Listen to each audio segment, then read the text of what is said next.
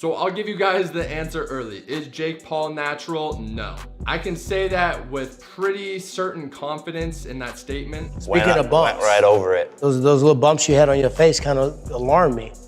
You wouldn't be having to take PEDs, are you? In a shocking move, Mike Tyson has confronted Jake Paul for using steroids in preparation for their highly anticipated fight. Meanwhile, we know that Tyson's health scare has ignited a cascade of doubts regarding the upcoming match. Observing the unfolding situation with keen interest, former UFC middleweight title holder Michael Bisping has seemingly aligned himself with those opposing the Mike Tyson-Jake Paul showdown through a fervently expressed editorial. The esteemed 2019 UFC Hall of Famer has vehemently voiced his reservations about the proposed bout. "I don't know anything about ulcers, but what I do know is that the man is going to be 58 years old," said Bisping. He was reviewing the statement given by the youngest heavyweight champion's representative. "Thankfully, Mr. Tyson is doing great," it said. Further, it read, "He became nauseous and dizzy due to an ulcer flare-up 30 minutes before landing." According to the statement, Iron Mike was appreciative of the medical staff's care for him. Michael Bisping suggested that typically a man at the peak of his physical condition shouldn't struggle with enduring a stifling airplane journey for a brief duration. Yet the scenario concerning Mike Tyson's readiness for the fight appears to cast doubts on that assumption. He said the fact that he's got an ulcer and he can't sit on a plane for 2 hours and then the paramedics have to run on take him off, probably in a stretcher, that's not a good look. That is not a good look. The "one of us has to die" storyline that Jake Paul has developed makes the episode unsettling, so making it clear why the fight shouldn't happen, Bisping concluded, "I'm not going to make any jokes at Mike Tyson's expense. You know, I could say someone's going to die before the fight, that's bloody right. Mike Tyson is an absolute legend, but 58 years old, right? This is just a great example of why a fight like this should not be going ahead. Mike Tyson is not the same person we know." Bisping and numerous others may find their arguments met with. Staunch opposition advocates for the out could vehemently argue that it represents an exciting convergence of a true boxing legend and a crossover star. It's a magnetic draw, promising substantial rewards for both contenders on the financial front. According to Jake Paul, the game is still very much on. In what appears to be a deleted post, he said nothing changed. "Don't listen to every Twitter news article. Me and Mike are fighting on July 20th. Everyone is trying to do everything they can to hurt this fight and attack me. You should know about that on X," he replied back to a feed that featured the old photo of Mike Tyson using a wheelchair at the Miami airport. He said, "You love to make up before knowing the facts. For clicks, likes, nothing changed." Mike Tyson even issued a statement on social media recently to reassure his supporters that he was okay. "I feel 100% now, even though I don't need to beat Jake Paul," he remarked. Without question, the Tyson-Paul bout is exciting and fascinating overall. However, there will always be a nagging worry in the back of most supporters' thoughts. Nobody wants to see the cherished Iron Mike suffer anymore when Mike Tyson and Jake Paul square off in the ring. Nick Paul thinks Mike Tyson will defeat Jake Paul. "Tyson is an inspiration to the brick ball-told boxing scene. I've watched loads of him, to be honest. I still do to this day. That's what people have been saying. We've got similarities. I like the way he fights." He further added, "All his fights are exciting, no matter who he's in the ring with. He treat them all the same and go into every fight the same. It's no messing. That's what I like about him. No messing, no wasting time, straight to business." Asked about what will happen to Paul on July 20th, he had no doubt, saying he'll be knocked out cold.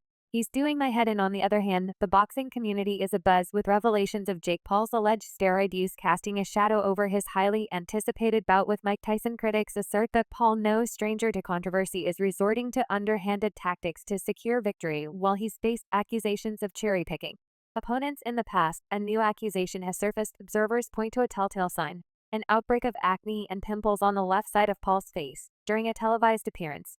Even Tyron Woodley has weighed in, adding fuel to the fire of suspicion surrounding Paul's methods. "Are you taking PEDs?" "No, sir, not at all." "Okay." Suspicion has been aroused by his abrupt change in complexion. One post from Drama Alert even raised the potential of steroid use. The post said Jake Paul caught on steroid. "People think so due to recent acne photo. Although Paul's body is naturally strong, admirers still scrutinize him on his way ins and offer similar criticism." While some rallied to Paul's side, the prevailing response to the post suggested that Drama Alert had indeed nailed the caption. Yet this isn't the inaugural instance of Paul facing accusations of steroid use. Similar allegations arose prior to his bout with Nate Diaz. Whispers about irregularities in Paul's physique started circulating, piquing interest among observers. When facing Tommy Fury, Jake Paul's physique lacked the luster it now boasts. However, recent footage from his training sessions showcases a significant bulk up, sparking conjecture about potential testosterone replacement therapy.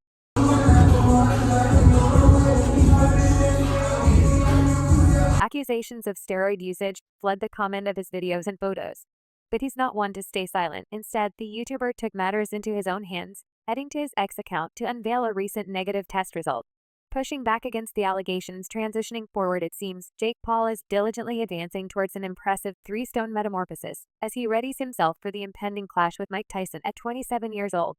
The American pugilist reached his leanest point at 183.0 pounds. However, for his recent engagements, he's been vying at the cruiserweight boundary of 200 pounds. Paul's journey has necessitated packing on the pounds to meet Tyson's heavyweight stature of 15 stone 7 pounds from his illustrious career. The legendary boxer Shane Mosley, who once trained Paul, also hinted that he was there already. Mosley said, "I just saw Jake yesterday. He's 230 pounds. He's big, really big.